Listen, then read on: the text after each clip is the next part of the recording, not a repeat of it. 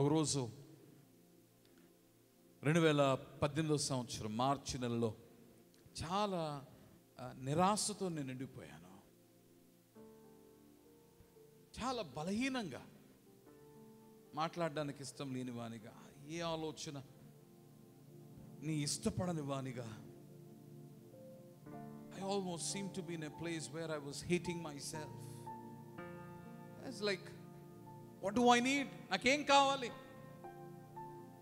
జీవితంలో మనం ఎదుర్కొనే ఓటములు కావచ్చు, నిరాశపరిచే విషయములు కావచ్చు, మోసపుచ్చే వారి వలన కావచ్చు, జీవితంలో మనము కలిగి ఉన్న బాధలు బట్టి, వేదనలు బట్టి కావచ్చు, అనుకొనని వ్యాధులు బట్టి కావచ్చు, అనుకొనని ఊహించిన శోధనలు బట్టి కావచ్చు, ప్రేమించిన వారే బాధించడం బట్టి కావచ్చు. కారణం ఏదైనానో, there will be moments where you would hate yourself.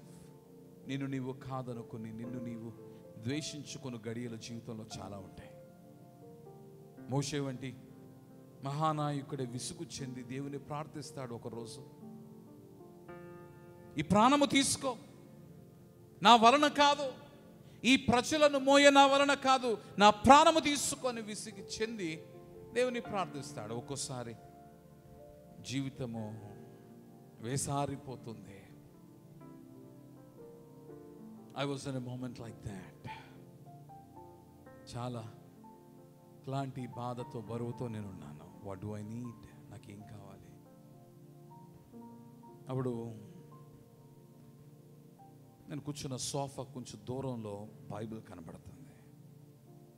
Bible తీసుకుని వచ్చి మరలా ఆ సోఫాలో కూర్చొని ఇలా బైబిల్ వచనం తెరిచేసరికి నా హృదయానికి, నా పరిస్థితికి ఏ వచనం అవసరమయ్యిందో ఎగ్జాక్ట్లీ నా హృదయ చప్పుడు విన్నట్టుగా దేవుడు ఆయనే స్వయంగా నా దగ్గరకు వచ్చి ఆ చప్పుడు విని బాధను గ్రహించి నా చెవిన మాట్లాడుచున్నట్టుగా దేవుని యొక్క వాక్యము ఆ గడియలో, ఆ సందర్భంలో నాతో మాట్లాడింది. నాతో మాట్లాడిన దేవుడే నీతో మాట్లాడతాడు. తన వాక్యము ద్వారా మాట్లాడతాడు. నిన్న మాట్లాడిన దేవుడు నేడు మాట్లాడుతూ ఉన్నాడు. నేడు మాట్లాడుచున్న దేవుడు రేపు మాట్లాడతాడు. నీవు వినాలే గాని దేవుడు నిత్యము మాట్లాడతాడు. నీవు చూడాలే గాని దేవుడు నీకు నిత్యము కనబడతాడు.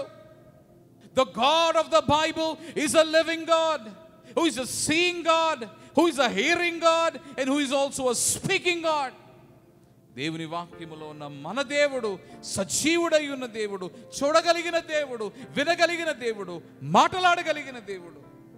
నీ బాధ ఏంటో దేవుని పాదం దగ్గరకు తీసుకునిరా.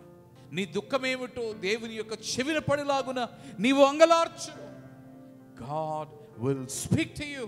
దేవుడు నీతో మాట్లాడతాడు.